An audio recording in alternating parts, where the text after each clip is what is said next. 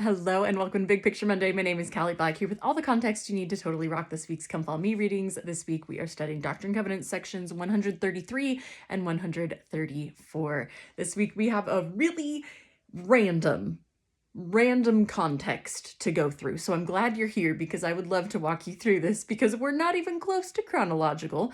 If you remember last week, I told you that we were studying the final revelations that Joseph wrote down that are included in the Doctrine and Covenants chronologically. But we've got two more revelations to study this week that either originate from Joseph or Joseph approved of them prior to these points in Nauvoo, okay? So if we're in the current timeline, we're in 1842, 1843 in Nauvoo, Illinois. We are going to rewind over a decade to the early days of Kirtland, Ohio. Now, it might seem crazy that that is over a decade ago, because to us, it's like, we were just there a few months ago, right? But remember, the Doctrine and Covenants is very unevenly spread out. We spend so much time focused on the few years that were spent in Kirtland, Ohio, even more so at the beginning of that time. So it's not evenly spread out. This is over a decade ago. And not even Kirtland, I want to take you to a specific place that we have been to 2 times before, okay? If you've been watching Big Picture Monday all year, hopefully you can stay with me here and remember this. If not, I'll walk you through it too. Okay, the place I'm taking you to is a little town called Hiram, Ohio. Okay, that's a place where Joseph and Emma went to live in Hiram, Ohio for a little bit just to get out of the constant pressure of always being needed and accessible in Kirtland, Ohio, where the main headquarters of the church was, I guess you could say, at that time. So they're at the Johnson home in Hiram, Ohio. And there comes this point. This is in 1831. 1831, very, very early in the church's days, right after people have started coming to Ohio, where Joseph is accused of hiding revelations.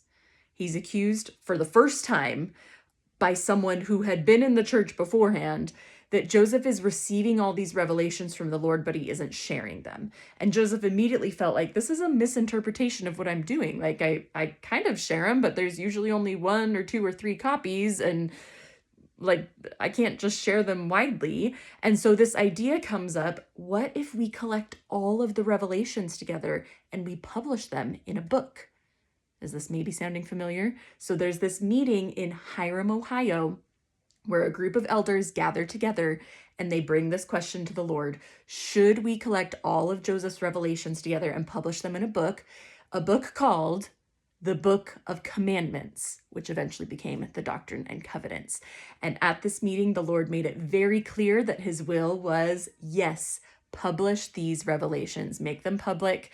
And then, in addition to the revelations that this is happening at, which I think is 67 through 70, if you look in the Doctrine and Covenants, when this meeting is actually happening, the Lord said, and I'm going to give you a revelation that I want you to use as the first revelation, a preface for the Book of Commandments.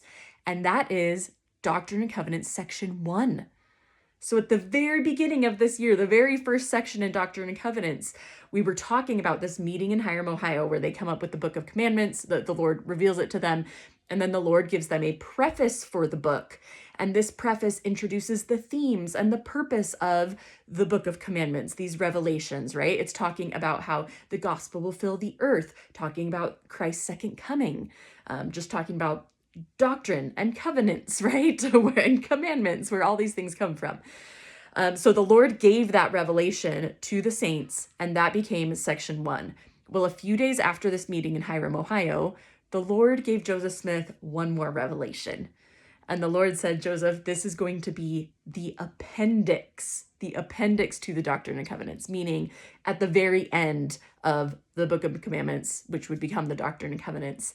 And it, for a while, was just placed at the end of the book, and then it eventually became canonized officially as Doctrine and Covenants section 133. So what we read this week is the Lord's conclusion for the Doctrine and Covenants. And it's kind of cool because it is a direct callback to section 1.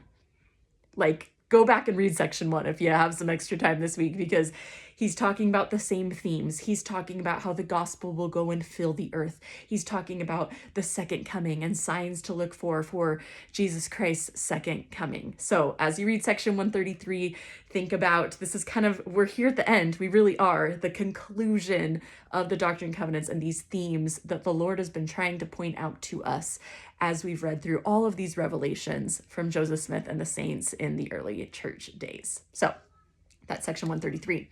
Okay, section 134, let's go forward like 4 years, okay, to 1835.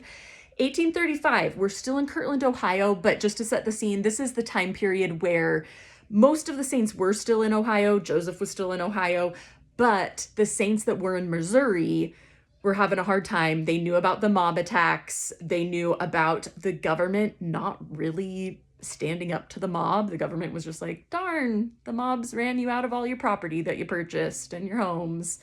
Too bad.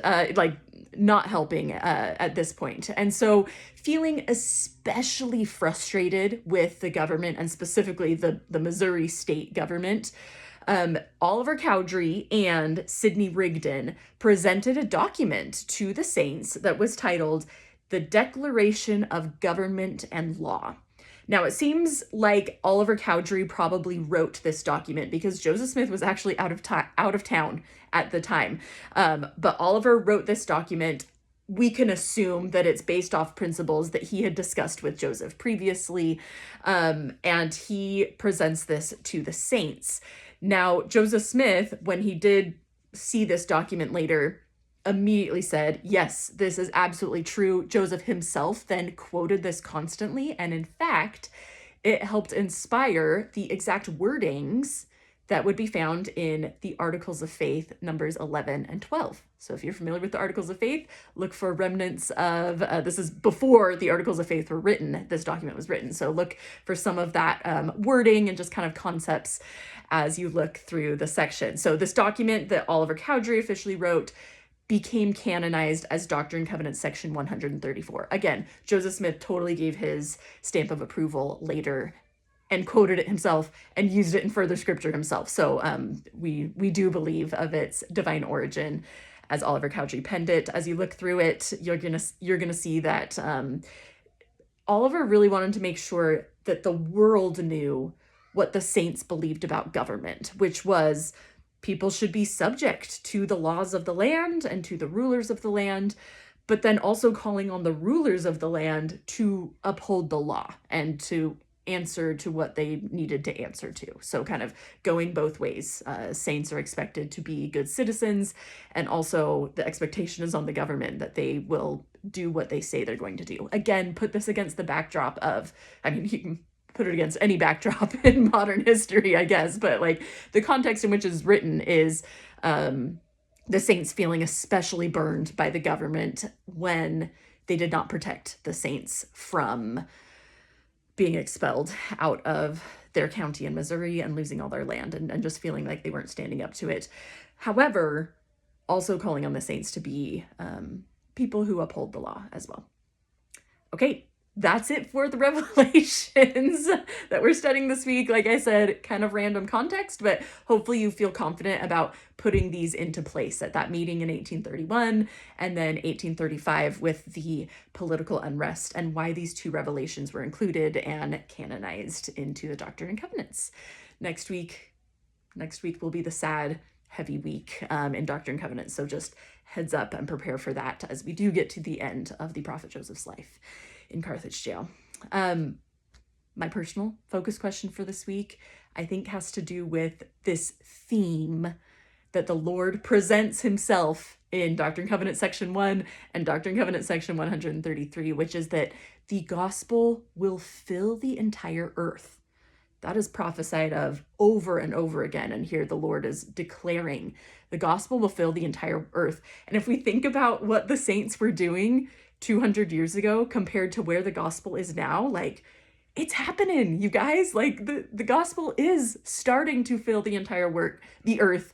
However, we still have a lot of work to do. And so I just want to reflect a little bit, like, where do I think I've played a part so far in spreading the gospel throughout the earth. And it doesn't have to be a big thing, but just like, how am I helping my family members spread the gospel? How am I helping my acquaintances who don't know about the gospel yet be familiar with the gospel of Jesus Christ? And then maybe what are some ideas of how I can help in the future to play my little part, whatever my role is. And that's what I love about personal revelation, is we can see where our role fits in. We don't have to have weird expectations for ourselves.